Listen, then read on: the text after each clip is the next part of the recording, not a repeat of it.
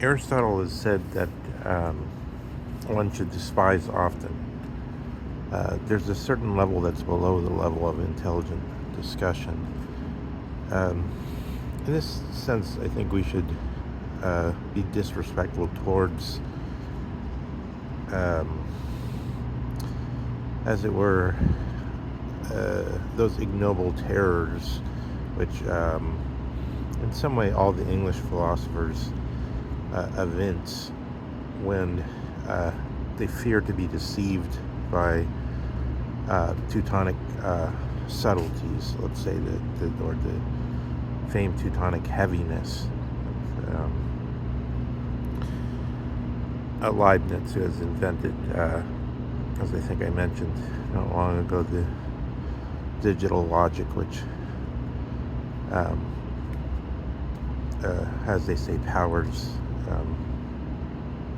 our world. One can say also, on the other side, there's a kind of equally despicable complacency, which believes itself to understand things which are very subtle without being sufficiently engaged in the wrestling match with the subject matter. Let's look at a basic concept of economics as, at the same time, an example of the extreme subtlety that we need in philosophic thinking, and at the same time, as an example where a concept poses a question beyond what it can simply state immediately, but in the super subtle discrimination of the issue, we gain, if nothing else, a sensitivity towards something. Just as somebody who is musically talented has a certain sensitivity towards music. Somebody who's a graphic artist, a certain sensitivity in that direction. A comedian, a certain sensitivity, and so forth. There's different sensitivities to human pursuits, or things that humans can gain command of or mastery over, which are only to be appreciated by those who are in some way gifted or who have acquired the talent for them. So let's. The issue is this: if one observes that money and government debt are the same, insofar as one can demonstrate it this way, that the government, since it creates all money, anything that it owes, it could create exactly the sum that it needs to pay off the debt immediately. So, all right, let's stop for a second. One, just because people will complain here. One, even if you have gold, nonetheless, the government by fiat says this is currency. We recognize it as currency. It's worth so many dollars, or this is our unit of currency, and so on. The government gives it some guarantees and securities. Says we recognize this, and etc. All debts, public and private, blah blah blah, and it becomes. They call it sometimes a fungibility bonus or something. Like, it becomes easier to use for people, because if you just have the gold, then that's sort of like a personal dealing, and somebody's weighing it, and all that blah blah blah. And also, it's not debt here. Let's make clear here what debt means. So, like, debt For the government, again, it's sort of another proof of the same thing, but it's also an explanation of where somebody might have a complaint about how the thing was stated, is that people like to say, oh, the government should be worried about debt just as a matter of personal responsibility. Any normal person is worried about debt. But in the case of any ordinary person, the only way we can deal with debt is by going out and trying to get some money that's already by fiat and created by a government, some money that's already been created by a government. We can't. So in other words, our debt is totally different. It shouldn't really be lumped in with the government debt. It's just not, the word debt stands there, but we could really say what we're trying to get at, this is what I'm getting at, is that the extremely subtle thing is that what we're calling debt is really just a different form of money for the government. The government creates different forms of money. One of them happens to be called debt, but it has nothing to do with what we usually in everyday terms call debt. Again, another fiat I'm compelled to make because people are not a fiat, but it's well, okay. Another caveat I'm compelled to make is that it's the Freudian lapsus, they call it. But fiat currency, this is what I was trying to say, is when people talk about fiat currency, in one way, if you use the word fiat any way you want, then it's absolutely true what I just said, right? That's gold is not currency, but only by a government fiat. In other words, a government saying it is so. Does that become currency? But the term fiat currency, we don't want to get too confused over, has to do with what happened in the 1970s, or at least that's a prime example of it in America. The term could be used more widely. It was probably England in the late 20s or something. It went off the gold standard and had a fiat currency in that sense. So the technical sense of fiat currency has to do with going off the gold standard. And then one can raise some super subtle issue there as well and say, well, what does it really mean that the government has to have a fiat in order to make gold a currency? Isn't this actually what people had in mind in some extent when they said fiat currency is that currency that's not linked to gold, like what happened in the 1970s and the Nixon shock and so on. And okay, so then we do have a region of some sorting out, but I still think we could kind of show what's happening there by saying, yes, gold would still be worth something even if it weren't recognized as having a direct equivalency to currency, but it becomes more valuable once the government makes their fiat and says this is our currency and the gold is actually worth a certain dollar sum and so on. And then in that sense, the government has created out of its fiat something which then it decouples from, and then we have the second issue, which is debt a form of, so the government gets into a debt through a fiat, through saying we signed this contract and we will pay you we'll pay you such and such a sum, or we owe you such and such a sum. And so that's just like the government was signing an order to say credit these banks with this much money, or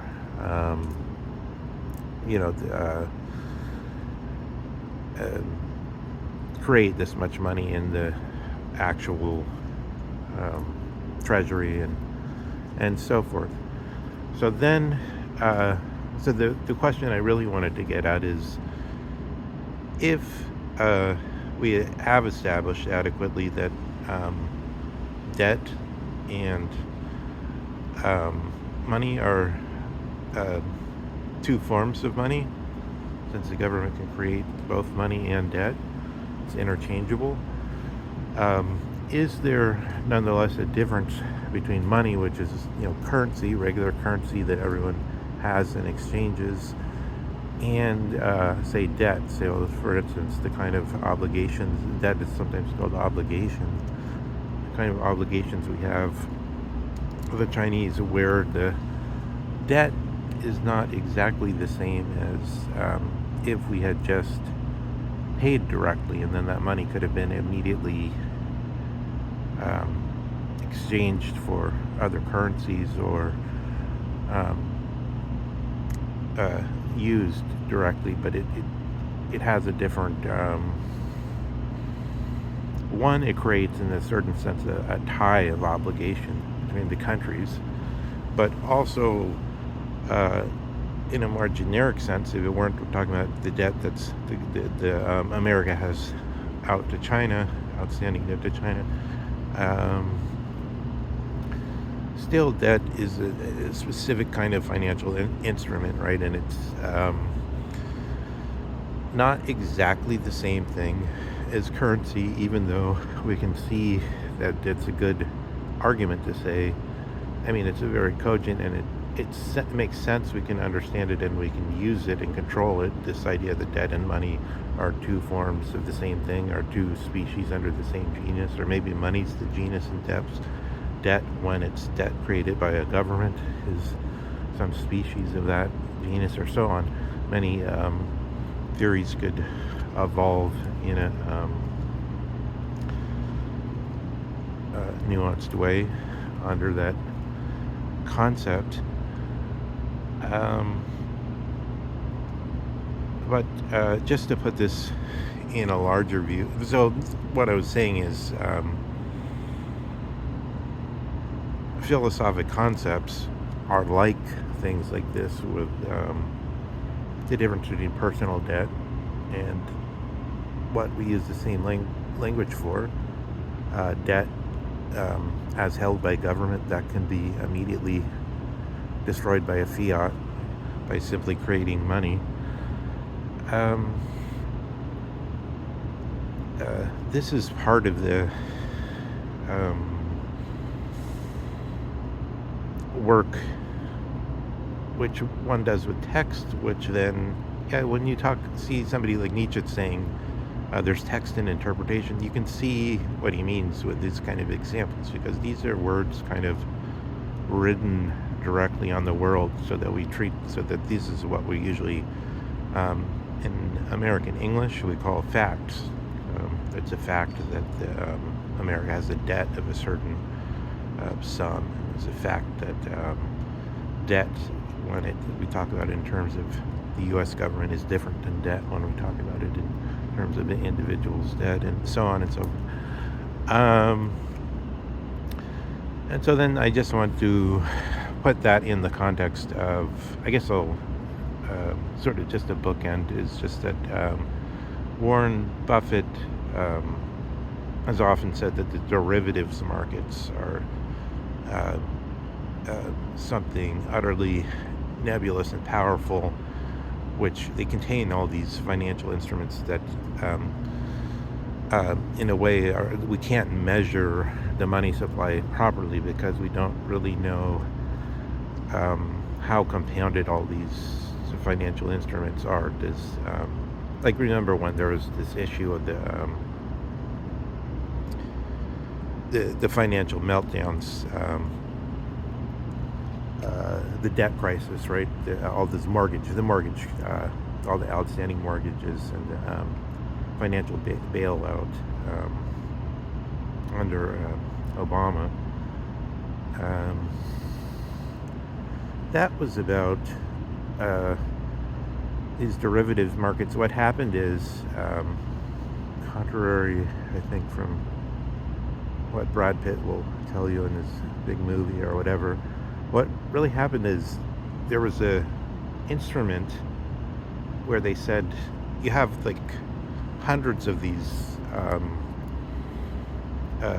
different derivatives. Like, somebody buys 1,000 mortgages and clusters them together with some other stuff and resells them, and then there's rating organizations that are paid to say what do you think is the chance that like these people are going to pay off these mortgages, and how valuable are these assets going to be, and so on and so forth. And then there's like kind of meta statistics where they come out and say, okay, you're holding 1,000 assets, each one of which has a 0.089% of totally collapsing and being worth nothing. And then there was some kind of perfect storm situation where even though the stuff that these guys were holding and had bet on, right? Because you have a kind of a bet with a certain amount of leverage on the markets, and you think you can, the margin you have is sufficient to to take it down, even if it ticks down a long, long way. You think you can hold on to it because you've worked out that unless you have, 1,000 points at the very tapered edge of a bell curve hit all at once, unless these so-called outlier events all happen into one mega outlier event, then you're okay. So it's something like that that actually caused that crash. So put it this way, the debt is something in the midst of those forces, and therefore in some way that gives us a way to differentiate debt at a pure level of asking what the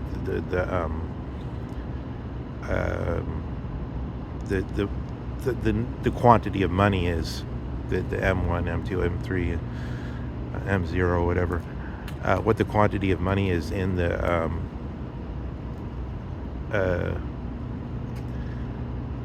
in some kind of quantitative in the country, or what, in dollars or something, or and also I don't know, I think it can be done like in terms of like different countries. I don't know if the quantity of money has to be given as a whole world, but it's somehow the derivative markets make it very opaque in that regard. But so you see, there's different issues that we get into once we make any fine point distinction. And then I can see where there's occasion not to want to be either to become skeptical, to give into this so-called ignoble terror of the skeptics. Think that this is just throw up your hands because it's a Nietzschean situation. We can't do anything. But also we don't want to be stupidly complacent and just think, as often happens, where people come forward and simply think whatever seems self-evident to them must be true, without having really looked at the difficulties, and maybe without having a sensitivity to even the issues that are really involved.